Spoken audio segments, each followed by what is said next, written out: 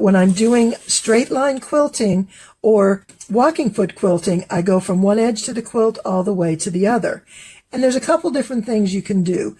If you like to stitch in the ditch, this is a great way to do it. You line your needle up right here with the seam and you go.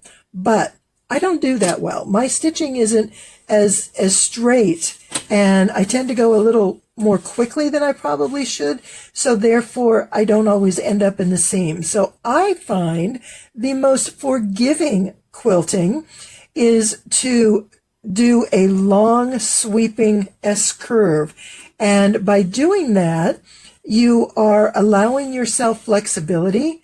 So let me go ahead and get this set up. I'm going to put my needle in there, and I almost forgot my quilting gloves. These are really good. They're a bit stretchy, so they provide a little support to your hands. I'm going to be sewing like this, so I'm going to need to be turning my fabric just the littlest bit as I swerve. Now, the other thing that I'm going to do is lengthen my stitch just a little bit.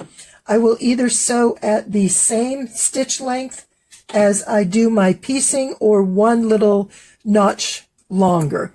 And I do that because it allows for the fabric to kind of adjust, all three layers to sort of adjust with the thread. And I just think it looks better. If you use too small a stitch, then it can get really tight and bunch up.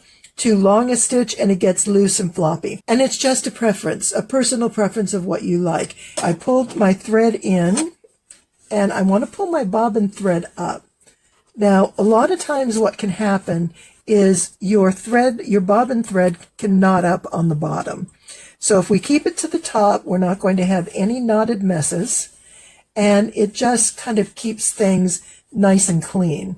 And then I'll just do a couple little stitches right there, or you can back stitch. We just want to go over a little bit this way, and then come a little bit this way. And don't put yourself in any pressure that you have to match up on the corners.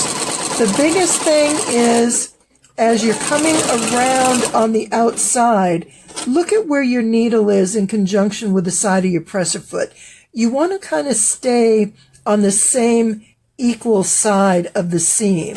So when I come this way, I'm going to let my presser foot come out about the same distance, and then I'm going to swing it around and come down this way and just work back and forth.